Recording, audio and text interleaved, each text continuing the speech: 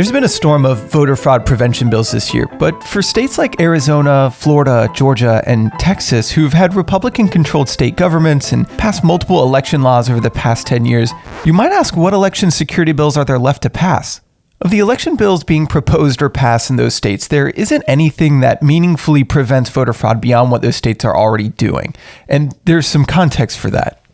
We need to first take a second to talk election security. The first thing you need to know about voting in America is that unless you live in North Dakota, and we'll get to that in a bit, it's a two-step process. For election security purposes, the registration of voters can be just as important as the actual voting operations. You may remember filling out a voter registration form, or you did it when you renewed your driver's license. What that did was it put your name on a list of registered voters, and as time goes on, states have to remove ineligible voters from that list. They'll remove dead people with state death records. They'll use post office and DMV data to remove people who've moved out of the state. A new and controversial tactic is removing people who haven't voted in subsequent elections. They'll verify those registrations against the voter's driver's license or social security number to confirm identity and to prevent duplicates.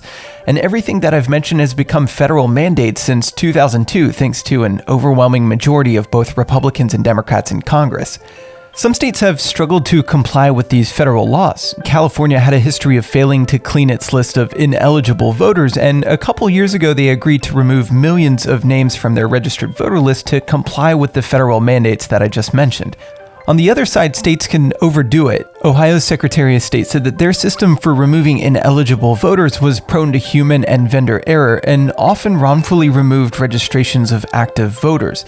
In 2020, 10,000 Ohioans were wrongfully identified as inactive. In Georgia in 2019, that number was at least 4,000 voters. The process of verifying registration applications, removing ineligible voters, and all the safeguards that are baked into that is why many states, liberal and conservative, don't actually require identification when you vote. That's also the reason that we often catch voter impersonators, like the Pennsylvania man who faces felony charges for trying to apply for a ballot for his dead mother, or a Long Island man who tried to get a ballot for his mother who died of COVID, or the other Pennsylvania man who tried to register 2 deceased women. Cleaning registration rolls and cross-referencing voters against available data is also why we know that there's very little voter fraud. It's not like we've caught some voter fraud and there could still be tons out there. States will use the data to identify and prosecute voter fraud well after an election, but they've never uncovered some massive plot, and certainly not volume enough to overturn a presidential election. Because of these security measures, pulling off an election heist would be incredibly difficult. You would have to apply for a mail-in ballot with a living person's information, go to their house and steal their ballot without them recording you on their Ring doorbell, vote, and then hope that that person didn't vote to cancel your fraudulent vote, and also launch an investigation into the duplicate vote. And you would have to do that 10,000 times if you wanted to flip a state in the 2020 election. And that takes me to the second step that states focus on to try and prevent voter fraud, which is to focus on the actual vote casting process. Every state does this with barcodes, security ballot paper, machine security, and transparency measures. The primary focus of vote casting security for state policy is voter ID laws. One state does this in its purest form. North Dakota actually has no voter registration, but they have strict voter ID laws when you cast your ballot. Securing either the registration and voter list step or the vote casting step should be enough to secure an election. There's a third category though, and that's states that have both strong voter registration security and also really strong voter ID requirements. In a system that focuses on both registration and voter ID, you won't necessarily do this, but you do run the risk of cutting election access while getting an insignificant or non-existent improvement on election security. Initially in the state legislatures, we got proposals from the far right. Bills in Georgia initially sought to end Sunday early voting. Bills in Arizona sought to end early voting entirely and included a bill to override the Electoral College. Voting rights advocates were quick to point out that these bills were draconian and nonsensical, and the Republican majority in each state assembly backed away from the most denounced provisions. The big new voter security measure that is likely to be rolled out this year is a mail-in voter identification requirement.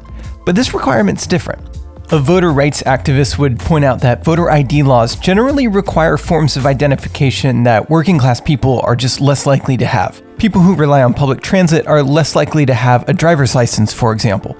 The new mail-in voter ID requirements require a form of ID that you could have used when you registered to vote, like the last 4 of your social security number. So it's reasonable. But to illustrate how redundant this can be, in Arizona, a voter could use their driver's license to register to vote, apply for a mail-in ballot, and then again when you return that mail-in ballot.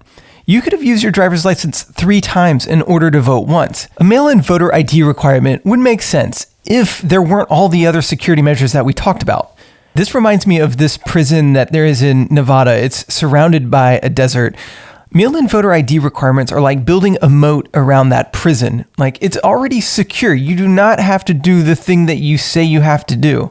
There's a lot to talk about here in the way of public and corporate backlash to these voting bills. I find the most decried provisions, whether that be prohibiting food and drink in lines at polling locations, allowing for the state takeover of local elections, or getting rid of ballot drop boxes, have a minimal, if any, impact on election security. In the 1970s and 80s, we started to get voter ID laws. In the 1990s, Congress tied voter registration to citizens getting their driver's license. In the 2000s, Congress passed those federal mandates for voterless maintenance that I talked about. And in the 2010s, states continued to shore up their registration maintenance systems and passed more strict voter ID laws. After 4 decades of tightening election security and fine-tuning those systems, there's just not much more you can do to secure an election. In the wake of the 2020 election, the former president claimed the election was stolen via voter fraud, and a majority of Republicans believed him.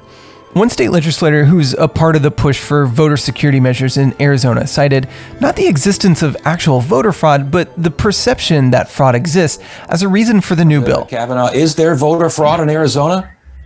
There is a serious perception among a large number of individuals, and I've seen some. And I can't help but think what future legislative movements will be based on perception and not evidence.